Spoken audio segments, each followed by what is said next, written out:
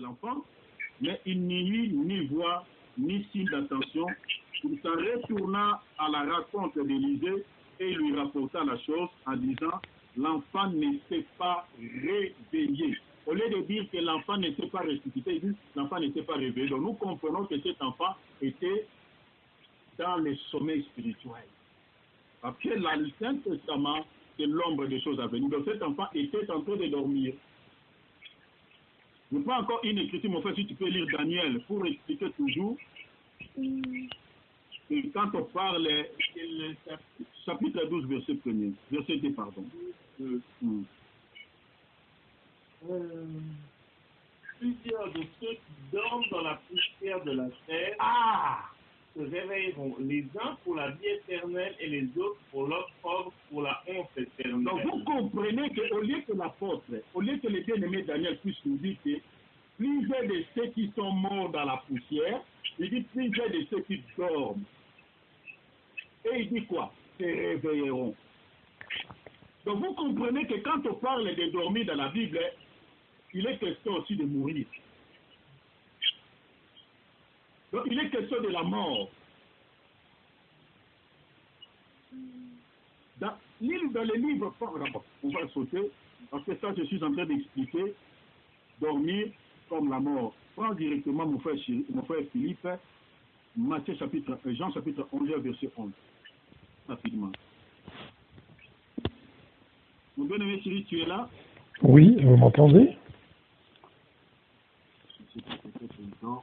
Dans la Bible, il est question d'une personne qui n'a plus la vie, une personne qui est morte. Donc voilà pourquoi l'auteur de cet épître nous fait comprendre que la personne qui dort ici, il ne dort pas parmi les vivants. Donc il se retrouve parmi les morts. Donc nous comprenons que c'était une personne. J'aimerais, avant qu'on lise une écriture, j'aimerais dire ici, quand l'apôtre Paul parle ici que réveille-toi, toi qui dors, j'aimerais dire que avant que la grâce ne vienne, on était tous des morts. On était tous morts dedans. Nous tous, on était morts en Adam. On n'avait plus la vie. Parce que la mort est entrée par Adam. À cause de la désobéissance, c'est là où la mort est entrée. Mais maintenant, lorsque la mort est entrée par les péchés d'Adam et Ève, ici, j'aimerais souligner une chose. Parce que beaucoup de gens disent que Adam aussi avait péché, Adam aussi était séduit par les diables. Mais bien aimé, selon le livre de 1 Timothée, chapitre 2, verset 14, Adam n'était pas séduit par les diables. Adam n'était pas tombé. Celui qui était tombé, c'était la femme. Et le bien-aimé, rapidement, le bien-aimé. Chapitre 2, verset 14. Suivez-moi très bien, mes bien-aimés, c'est quelque chose. Donc, je suis en train de faire un petit enseignement et puis nous allons entrer dans la doctrine rapidement. 1 Timothée, rapidement, mon frère, chapitre 2, verset 14. Donc, Adam n'était pas tombé. Adam n'était pas séduit. Mais bien-aimé, si Adam était tombé ou Adam était séduit par les diables, mon bien-aimé, Adam, continue, allez-y. Adam n'a pas été séduit, mais la femme séduite s'est rendue de transgression. Donc nous comprenons que c'est la femme qui était séduite, c'est la femme qui était coupable de la transgression. C'est sûr. Mais aujourd'hui, on retrouve beaucoup qui disent que Adam aussi était chuté, Adam aussi avait mangé le fruit. Mais bien aimé, si Adam était chuté, Adam avait fait la chute, mais bien aimé, cela serait contredit les Écritures.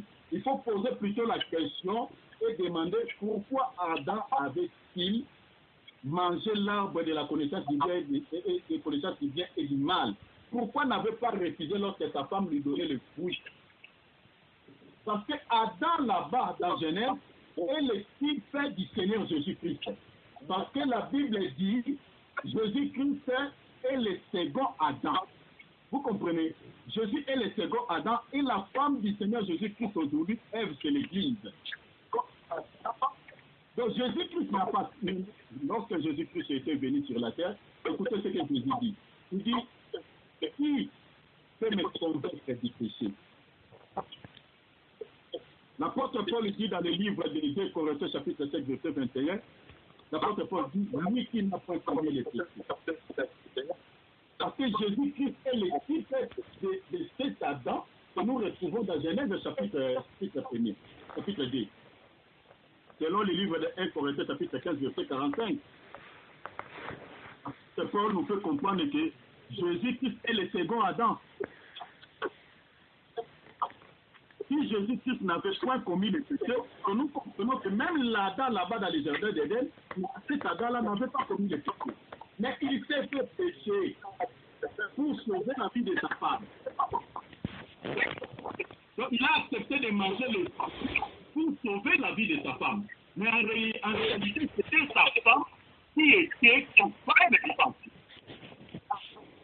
Donc quand on tient que ce livre est en train de dire réveille-toi, toi qui dors, nous comprenons que celui qui est en train de dormir parmi les morts aussi, c'est l'homme. La Bible dit comme un seul homme le péché est entré dans le monde, et que par le péché la mort, ainsi que la mort peut s'étendre sur tous les hommes. Vous voyez comment nous tous on se retrouvés parmi les morts. Et là, quand on dit parmi les morts, c'est-à-dire le monde entier tel que nous sommes là dans le monde entier, toutes les personnes qui sont traitées de marcher dans le monde sont des cadavres ambulants. Malgré qu'ils sont en train de marcher, malgré qu'ils sont en train d'aller au travail, malgré qu'ils peuvent aussi parler, mais puisqu'ils n'ont pas reçu Jésus-Christ à l'air aussi comme Seigneur et Sauveur, c'est mort.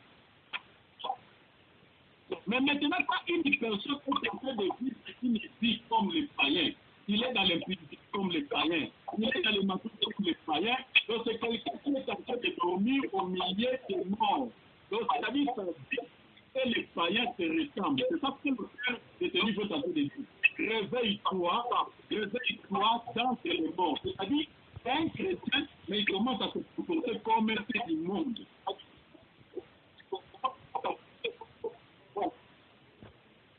Voilà pourquoi le plan de la relation est lorsque le Seigneur est venu, il est venu communiquer la vie. Regardez ici la première fois qu'il se dit. Il dit réveille-toi tellement que or, quand on parle de l'éclairage de la lumière, c'est ça la vie. Selon Jean chapitre 1, la Bible dit la vie était la lumière des hommes. Alors nous comprenons que pour une personne qui est morte, qui se retrouve parmi les morts, qui dort, c'est-à-dire pour que cette personne-là puisse se réveiller, il faut que cette personne puisse recevoir la lumière. Donc cette lumière dont il est question dans ce passage, c'est Ephésiens chapitre 14, mais rien d'autre que la vie que Dieu communique est mort.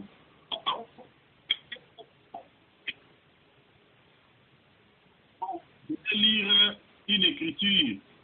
Prenons par exemple, mon frère, prends rapidement, mon bien-aimé Cyril, tu peux me lire Matthieu chapitre, nous allons encore comprendre, ici dans la révélation, je vais jusqu'à descendre. Matthieu chapitre 25, verset 1. Bien-aimé, suivez-moi bien, nous allons descendre un peu dans la doctrine. Matthieu 25,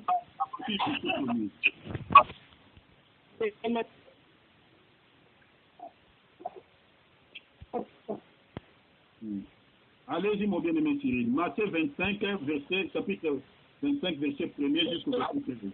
Est-ce que vous m'entendez?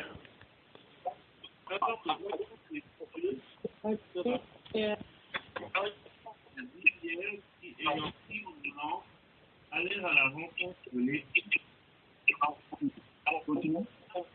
Était Paul et 5 sages. Les Paul, en prenant leur langue, l'huile avec avec leur langue, l'huile sur les glaces.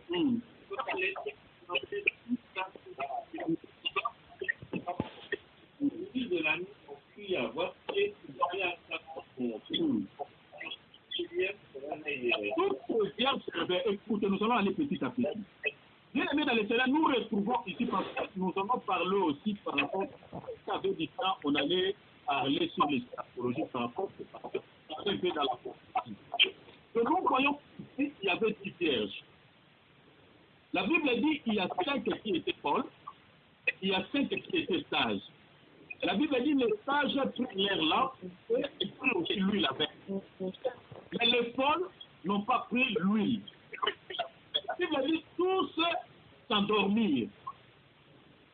Mais maintenant, au milieu de la nuit, si j'aimerais expliquer rapidement, quand on parle au milieu de la nuit dans la Bible, c'est le temps de la grâce. Je crois qu'un jour, nous allons parler sur les temps que nous retrouvons dans la Bible, parce que dans la Bible, nous avons 4 temps. Nous avons le temps du matin, le temps du midi, le temps de la nuit, et puis voilà. Donc, nous avons au moins, je dis, le temps du matin, le temps de midi, et puis le temps de la nuit, ou le chant du coq. Voilà, donc ça c'est le temps. C'est-à-dire, quand on parle le temps du matin dans la Bible, il est question le temps de la loi.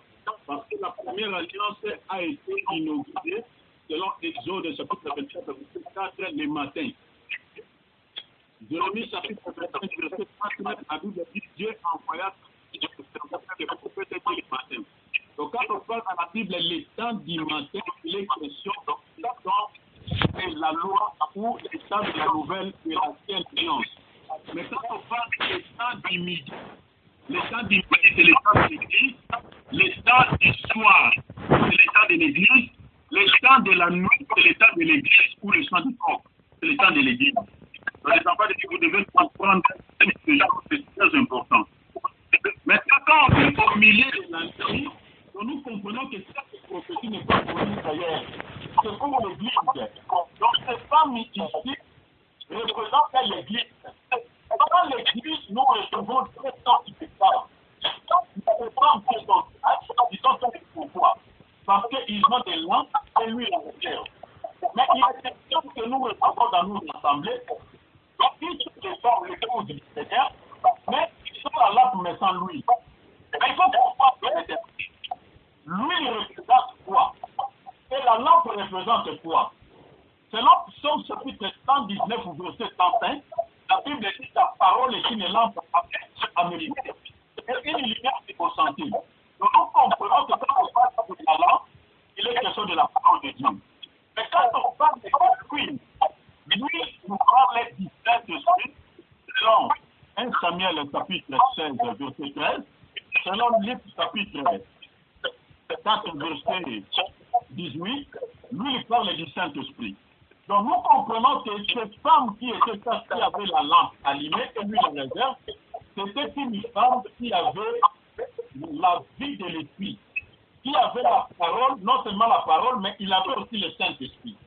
Mais cette femme qui avait la parole, c'est-à-dire ce sont les gens des chrétiens qui ont la connaissance de la parole, mais qui n'ont pas la vie de l'esprit.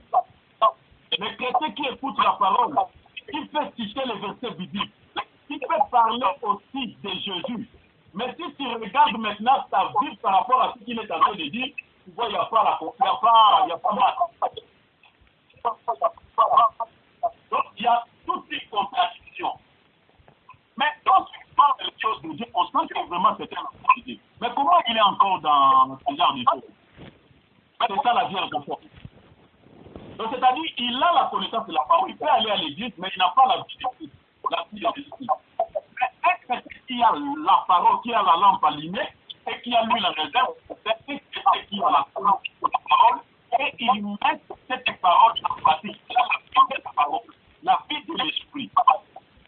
Mais la Bible ici, toutes ces hommes tombent dans l'assouplissement. Ils dorment. Mais maintenant, lorsqu'ils ont entendu l'esprit, la voix de l'époux, la Bible dit que tous se réveillèrent. Oh. Ici, j'aimerais dire ceci. Tu peux te réveiller. Mais ce n'est pas parce que tu te réveilles et que tu vas aller à la rencontre de l'époux. Parce que la Bible nous montre que même les saintes vierges folles se sont aussi réveillés. Mais le problème, ils ne sont pas entrés dans la noce parce qu'il manquait l'huile. Il manquait l'huile. Donc il peut aussi se réveiller, mais elle ne pas être sauvé, ne pas être enlevé. Je ne sais pas, mes bien-aimés, si vous me expliquez très bien. Parce que ici, le terme de cette épître, il dit quoi? Réveille-toi. Réveille-toi d'entre les morts. Réveille-toi, toi qui dors, réveille-toi d'entre les morts, et Christ t'éclairera. Donc tu peux bien te réveiller, mais le problème c'est quoi? Il faut que Christ te donne sa lumière. Et voilà pourquoi nous voyons ici, lorsqu'ils se sont réveillés, les sages, ils ont allumé leurs lampes. Parce que pour entrer dans la noce, il ne faut pas seulement se réveiller, mais il faut avoir aussi la lampe allumée, la lumière. Donc, les 5 vierges folles se sont réveillés, mais ils ne sont pas entrés, en d'autres termes, mais elles n'étaient pas levées. Elles sont restées sur la terre. Et bien aimé, j'aimerais ici souligner une chose. Et bien aimé, joue avec tout ce que tu peux faire dans la vie. Je ne sais pas. Tu peux jouer avec tes enfants, tu peux jouer avec je ne sais pas quoi, avec ton argent, mais bien aimé, ne joue jamais avec ça. Bien aimé, pourquoi ce n'est pas un peu plus tard pour venir.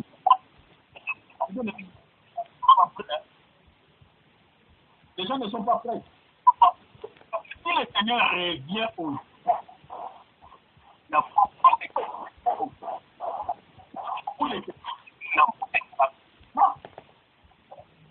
il y a beaucoup de chrétiens qui se sont réveillés, mais ils n'ont pas le vie de la lampe. Alors qu'ils n'ont pas la vie de l'esprit. Parce que quand tu te réveilles, ça te donne son éclairage, te donne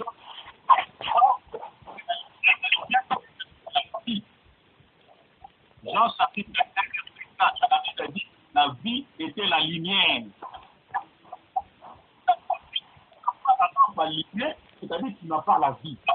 Tu n'as pas la vie.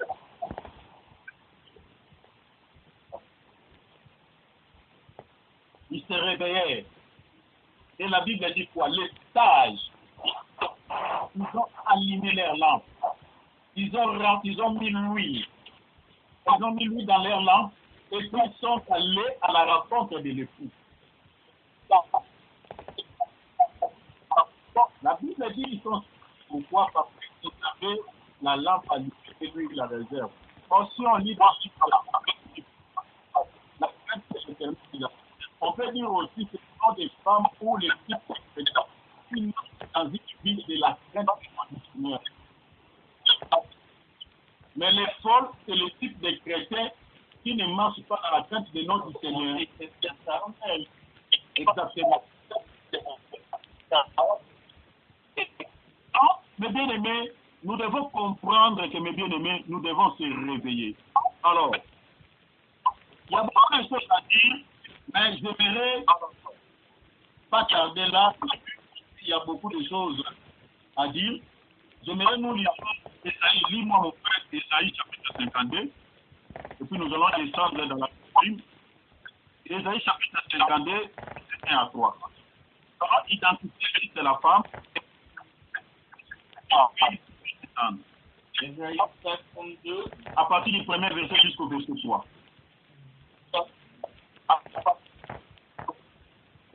Alors, réveille-toi, réveille ta parole, Sion. Réveille-toi. C'est tout à fait mon frère Philippe.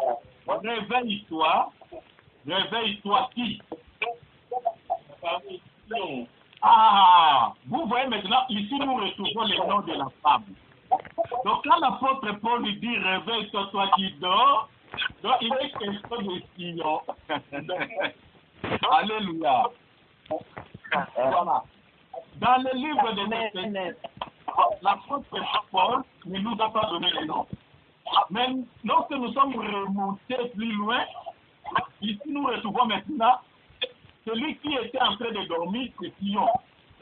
Mais nous n'allons pas se limiter là-bas, nous allons encore avancer et comprendre qui est Sion qui est Jérusalem. Continuons, mon frère. Révèle les habits des fêtes. Donc, c'est-à-dire, lorsque Sion va se réveiller, la première des choses qu'il va faire, elle doit se revêtir des habits de fête. Or, dans la Bible, quand on parle des habits de fête, il est question des œuvres justes et des saints. Apocalypse chapitre combien? Apocalypse chapitre 19, verset 7. La Bible nous dit que les habits de fête ou les habits de noces c'est les œuvres justes, c'est-à-dire c'est la justice. C'est ça les habits des fêtes, ce n'est pas les habits physiques comme ça. Donc, les habits des fêtes, je suis en train d'expliquer que c'est la justice, c'est les œuvres justes, ou celui qui est en train de pratiquer ses bonnes œuvres. C'est ça les habits des fêtes. Continuez mon frère, il dit encore quoi? Donc, la Bible dit quoi? Ils n'entreront pas chez toi, chez qui? Chez Sion, chez Jérusalem, il n'entrera pas ni incirconcis, ni impie. C'est-à-dire, dans l'église du Seigneur, dans Jérusalem céleste, dans Jérusalem d'en haut, il n'y aura pas de...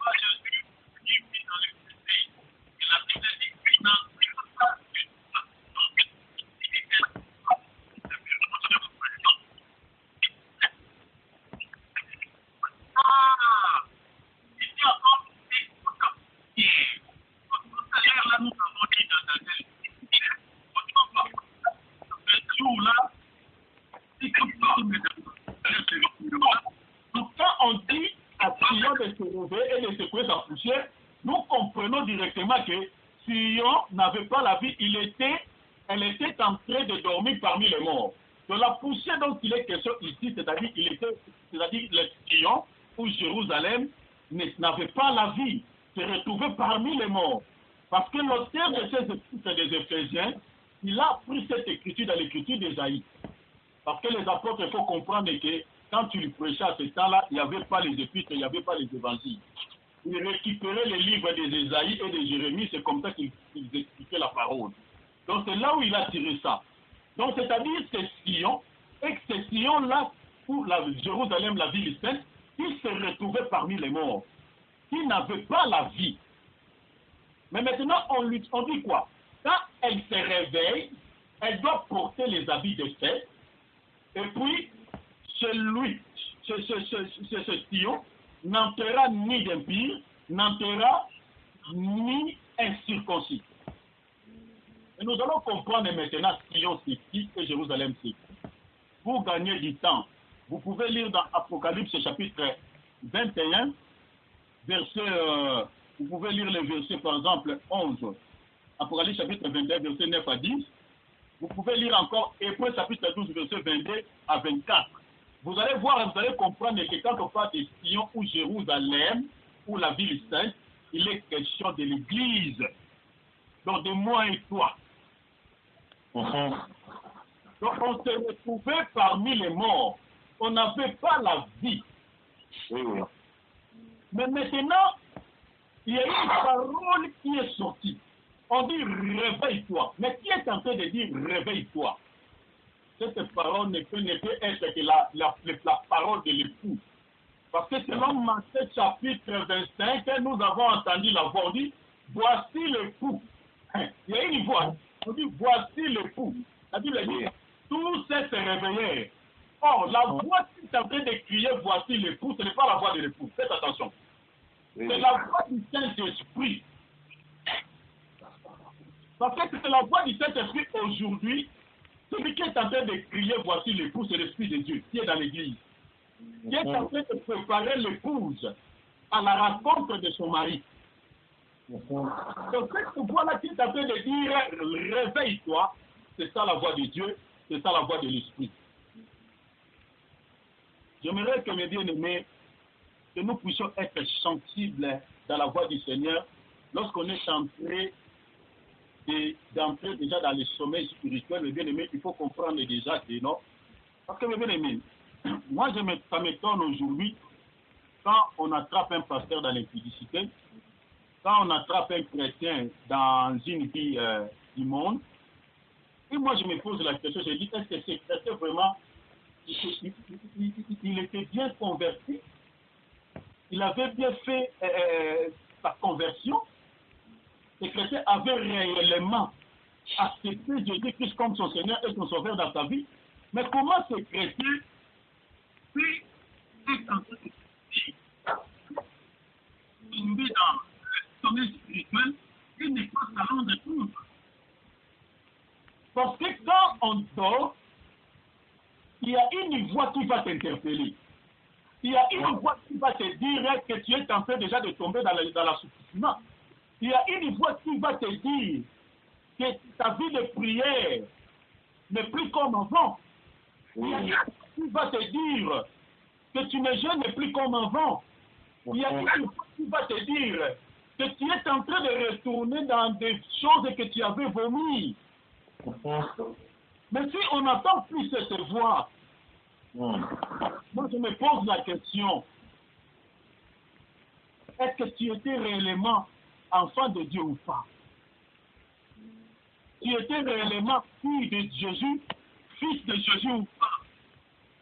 Parce que la Bible dit qu'il y a une fois qui dit, réveille-toi, et cette voix dans le livre de Matthieu chapitre 25, c'est la voix qui dit, Amen, amen. Amen. La Bible dit tous se réveillaient. Mais comment toi tu n'arrives pas à se réveiller depuis que ta vie de prière est morte? Amen. Depuis que ta vie est saine, tu n'arrives plus à jeter comme avant. Amen. Maintenant, surtout en cette période de fête, tu commences à se comporter aussi comme c'est du monde. Tu dis, ah bon, comme c'est la fête de l'année, si je bois quand même l'alcool. Si je bois quand même, je paye. Donc tu commences à se distraire et tu vas devenir enfant de Dieu en janvier. C'est bien aimé, si tu es moi, je crois que quand on parle que c'était au milieu de la nuit, si je n'explique pas la nuit comme étant l'état de la grâce, je peux expliquer aussi la nuit comme étant le moment de distraction, c'est-à-dire le moment de confusion. Parce que la nuit, c'est la confusion aussi. C'est-à-dire pendant que les gens sont fougués dans la confusion, c'est alors que le Seigneur reviendra.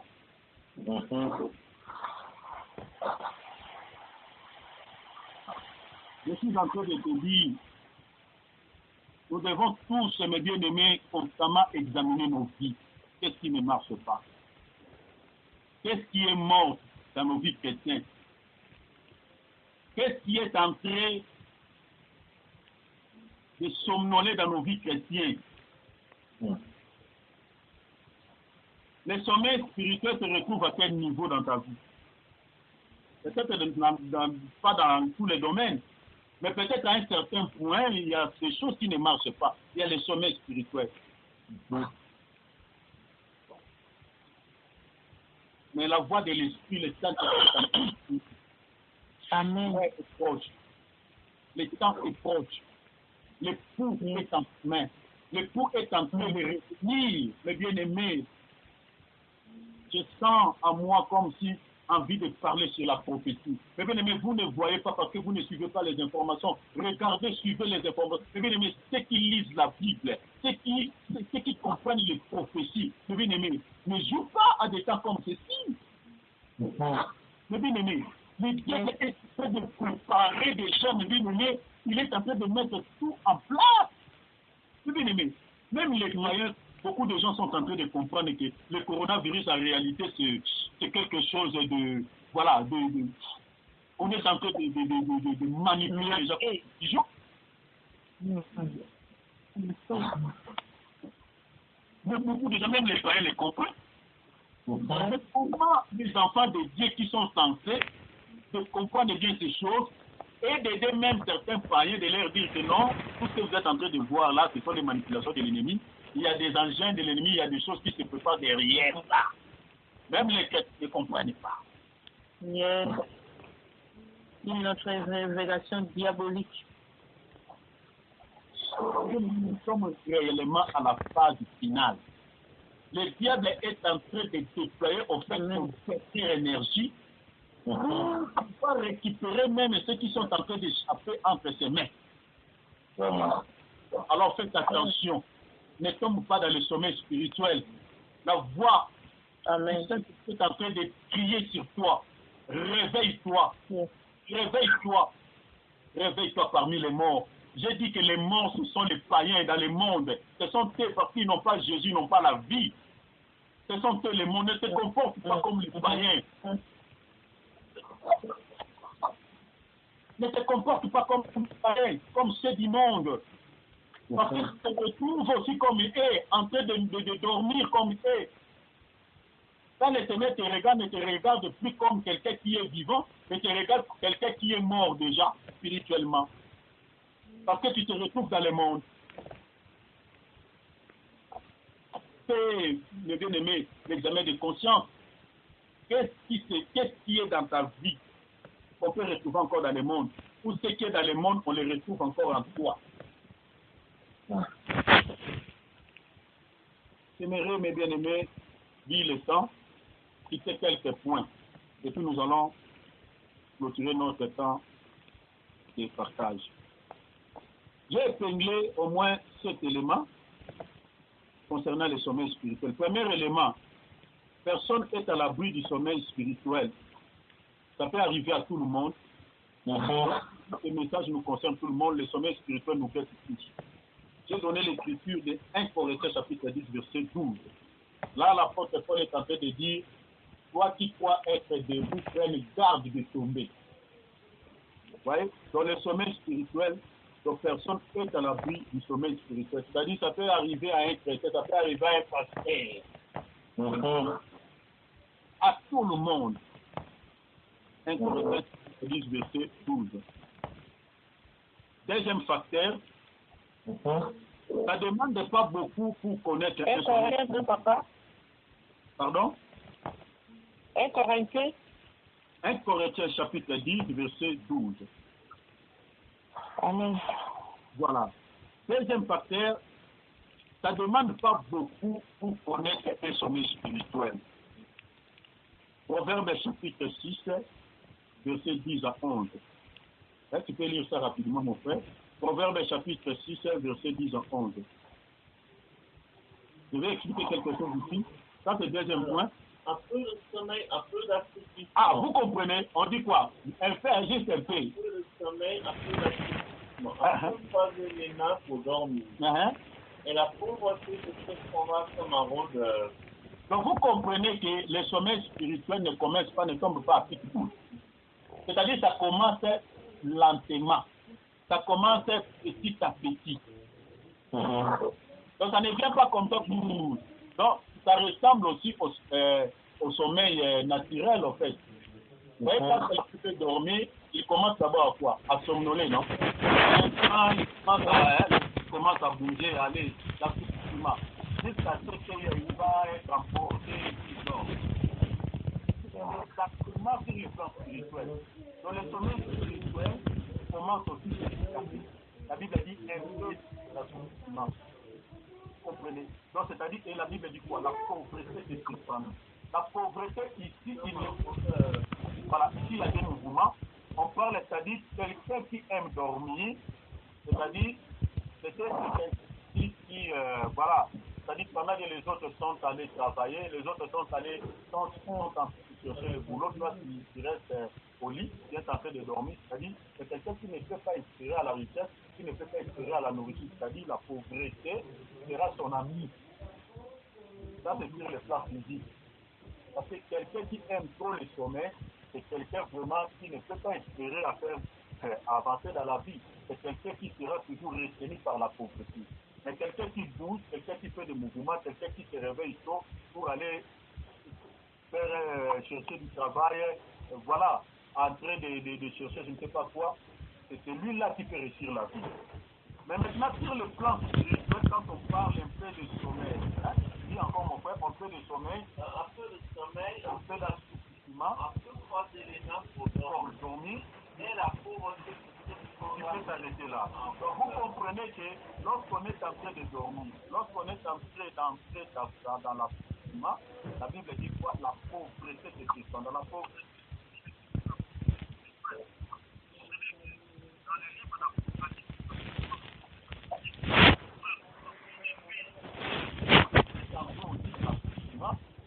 entré aussi dans le sommeil spirituel de l'église de Laodicée.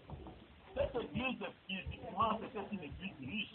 C'était une église qui avait les richesses, qui avait tout. Mais, lorsque le Seigneur Jésus-Christ est venu pour regarder cette église qui évoluait bien, le Seigneur est en train de dire ceci, mais si tout ce qui est riche, si tout ce qui a tout, qui a des richesses, qui n'a besoin de rien.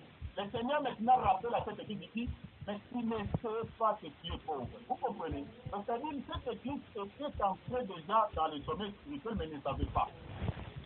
Donc une personne peut se retrouver aussi dans le sommeil spirituel qui n'a pas le discernement, qui n'a plus l'écoute de l'Esprit Saint, il ne peut plus savoir ce qui est, il est entré dans le sommeil spirituel. Aujourd'hui, nous retrouvons plusieurs églises du Seigneur Jésus-Christ qui sont dans le sommeil spirituel. Prenons par exemple les églises qui sont en train de distraire les enfants de Dieu avec les messages comme quoi, du genre, venez aujourd'hui, vous aurez des dupes, vous aurez des voitures, de l'argent, l'évangile de prospérité. Ils sont en train de focaliser la pensée des enfants de Dieu, le regard des enfants de Dieu sur le matériel. Ces églises-là, ce sont des églises qui sont entrées déjà dans le sommeil spirituel. Ce sont des églises qui ressemblent à l'église de Laodicée. La Bible dit dans le livre de Colossiens, chapitre 3, verset 1er, affectionnez-vous aux choses d'en haut, et non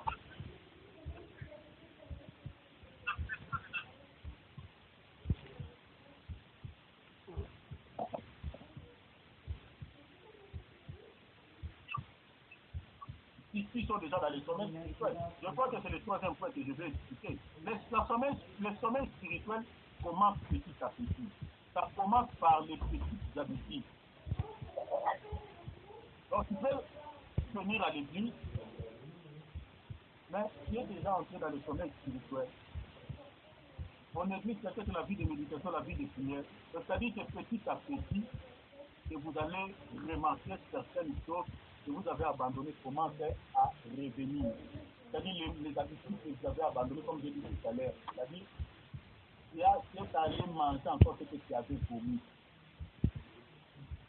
Troisième point, le sommeil spirituel peut être une réalité individuelle ou collective.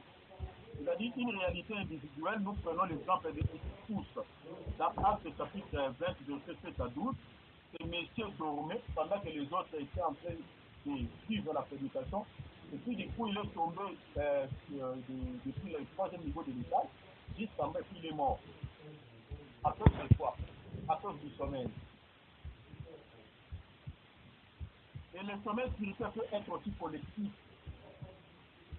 C'est-à-dire dans un département dans l'église, prenons par exemple le département dans l'église, ce département-là ne fonctionne plus comme avant. Ça peut être aussi un groupe de gens dans l'église où toute une assemblée peut entrer dans le sommeil spirituel. Moi, j'ai rencontré des églises comme ça. C'est-à-dire une grande église, mais qui n'a pas la vie de prière.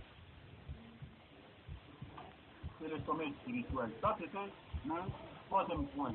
Quatrième point, je peux dire, le sommeil spirituel n'est jamais un phénomène, mais toujours un processus. Ce n'est pas quelque chose qui tombe subitement ou qui tombe à pic, mais il vient lentement comme le sommeil naturel. Donc c'est subtil, comme je viens de dire tout à l'heure. Donc nous devons vraiment, mes bien-aimés, faire beaucoup d'attention parce que le sommeil spirituel, comme je dis, ce n'est pas un phénomène. C'est-à-dire que c'est quelque chose qui commence doucement, lentement. Veillez et priez afin que vous ne tombiez pas dans la tentation. Exactement. Donc, comme ça, l'Éternel a dit parce que le diable est tellement rusé. Voilà, le diable est tellement rusé, mais bien aimé, quand il entre, c'est fini, tu es emporté et c'est ici quoi. Voilà. Cinquième facteur, le sommeil spirituel s'accompagne toujours de la perte de quelque chose. On va remarquer, on n'est plus la même personne, par exemple. Ceux qui vous connaissez comme spirituel vont remarquer que quelque chose a changé. Donc, par exemple, si tu es quelqu'un qui passe tout son temps dans la prière, mais tu commences à passer ton temps sur les réseaux sociaux, sur la télé, vous comprenez? vous jeûnez régulièrement, mais vous commencez à jeûner rare. C'est ça, donc lorsque vous constatez déjà, voilà, donc lorsque vous êtes en train déjà de vivre ce genre de choses, comprenez que vous êtes déjà dans le sommeil spirituel. Donc, je cite le 5e passage, je dis, le sommeil spirituel s'accompagne toujours de la perte de quelque chose. Donc, on va remarquer qu'on n'est plus la même personne. Donc, ceux qui vous connaissent, par exemple, comme je dis tout à l'heure, donc les gens, vous voyez peut-être en train de crier, vous étiez une personne qui avait la vie de sanctification, mais les gens commencent à vous voir, voilà, avec certains gestes avec des femmes, dans des distractions, vous comprenez. Donc, c'est-à-dire quand le sommeil spirituel atteint une personne, donc, il y a la perte de quelque chose. Tu peux perdre la vie de prière, tu peux perdre la vie de méditation, tu peux perdre la vie de jeûne et prière, tu peux perdre la vie d'intimité avec le Seigneur. Donc, le sommeil spirituel n'est pas quelque chose de bien, ça nous éloigne du Seigneur. Donc, il faut être prudent avec le sommeil spirituel. Alors, donc, j'ai cité, donc on perd toujours quelque chose. Pardon, maman. La quatrième, sommeil, je mets quoi? La quatrième facteur, le sommeil spirituel n'est jamais un phénomène, c'est toujours un processus. Voilà. Toujours un processus. Voilà. Donc, en fait, ce n'est pas quelque chose qui tombe à physiquement, mais il vient lentement comme le sommeil naturel. Voilà, donc c'est pour ça que j'ai dit que c'est vraiment subtil, quoi. Et nous sommes les derniers, nous en rendons compte. Voilà. Donc, j'ai dit que c'est un facteur, le 5e facteur, j'ai dit le sommeil spirituel, s'accompagne toujours de la perte de quelque chose. Donc, on va remarquer qu'on est tous la même personne. On est comme spirituels vont remarquer que quelque chose a changé. Autrefois, vous étiez un homme de prière, mais maintenant, vous commencez à passer un temps de réseaux sociaux, devant la télé, autrement, tout général. On perd toujours quelque chose, mais généralement, on croit qu'on a toujours ce qu'on a perdu. Comme, voilà, je vais donner comme l'exemple de Samson. Il avait perdu déjà la grâce de Dieu parce que depuis 3 fois, Delilah l'a eu capturé, mais Samson n'a rendu plus compte. Je peux plus rendre compte. Sinon, par exemple, peut-être plus rapidement, chapitre 7, verset 20. Je vais expliquer les passages. Juge du chapitre 16, verset 20. Je dis qu'on perd toujours quelque chose, mais généralement, on croit qu'on a toujours ce qu'on a perdu. Voilà. Donc, comme c'est dit, j'ai dit le cas de Samson.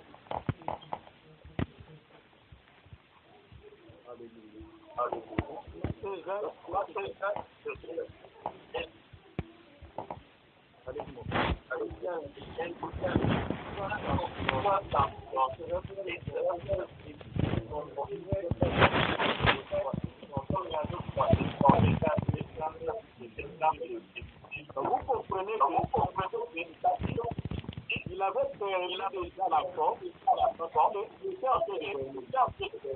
parce que c'est plus de 3 fois depuis la ligne bactérie, Samson, pour la 3e fois, pour la 4e fois, lorsque les Philistins se sont présentés, il croyait toujours que voilà, la grâce de Dieu là, la force est toujours là, alors qu'il avait perdu déjà la grâce de Dieu.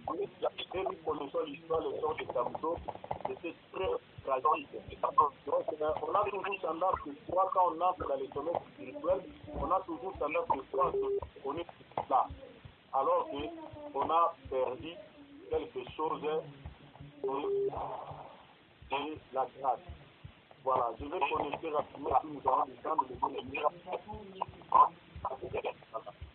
Donc, je citais 5e facteur, et puis vous pouvez encore lire le cas, par exemple, le cas de Saoul.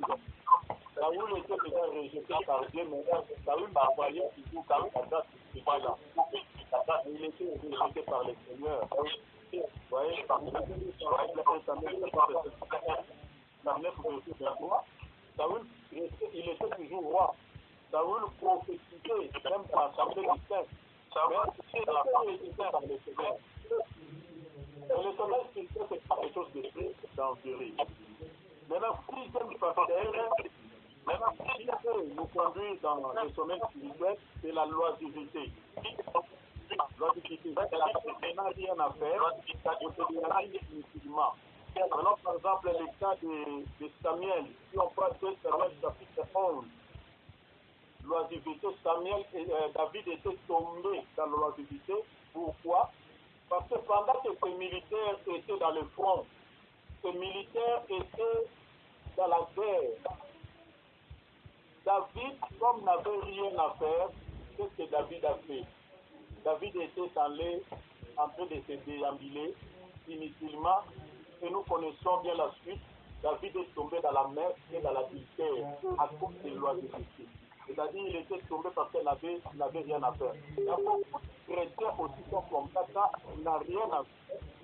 Il y a des chrétiens qui tombent dans l'oisiveté, c'est-à-dire, au lieu de se reposer de manière dans des choses ou soit de rester dans la prière ou dans la présence du Seigneur, ils préfèrent maintenant aller chercher les amis païens. Ils préfèrent aller se reposer où? Dans les plages. Aller regarder là où les gens se dénient. Un chrétien qui a tendance à dire, bon, moi comme je ne bois pas la bière, je ne bois pas l'alcool, je peux aller même dans une boîte de nuit regarder ce qui se passe là-bas, mais en train de boire le coca.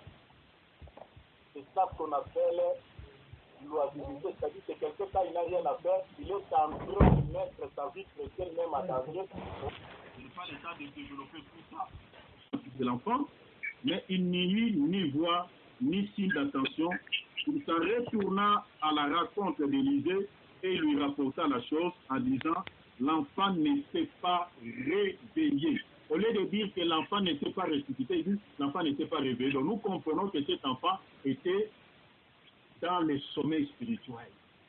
Après l'Ancien Testament, c'est l'ombre des choses à venir. Donc cet enfant était en train de dormir. Je prends encore une écriture, mon frère, si tu peux lire Daniel pour expliquer toujours. Et quand on parle, chapitre 12, verset 1er, verset 2, pardon.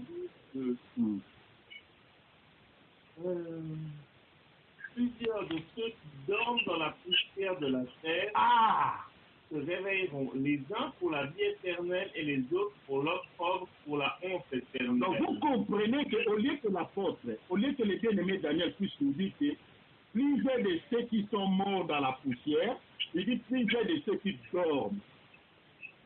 Et il dit quoi? Se réveilleront. Donc vous comprenez que quand on parle de dormir dans la Bible, il est question aussi de mourir. Donc il est question de la mort. Dans le livre, on va sauter, parce que ça je suis en train d'expliquer, dormir comme la mort. Prends directement mon frère Philippe, Jean chapitre 11, verset 11. Rapidement. Mon bien-aimé Chéri, tu es là? Oui, vous m'entendez? Non.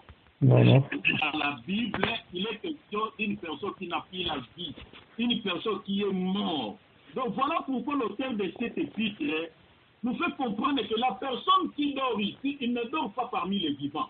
Donc il se retrouve parmi les morts. Donc nous comprenons que c'est une personne. J'aimerais, avant qu'on lise une écriture, j'aimerais dire ici, quand l'apôtre Paul parle ici que réveille-toi, toi qui dors, j'aimerais dire que avant que la grâce ne vienne, on était tous des morts. On était tous morts dedans. Nous tous, on était morts en Adam. On n'avait plus la vie. Parce que la mort est entrée par Adam. À cause de la désobéissance. C'est là où la mort est entrée. Mais maintenant, lorsque la mort est entrée par les péchés d'Adam et Ève, ici, j'aimerais souligner une chose. Parce que beaucoup de gens disent que Adam aussi avait péché, Adam aussi était séduit par les diables. Mais bien aimé, selon le livre de 1 Timothée, chapitre 2, verset 14, Adam n'était pas séduit par les diables.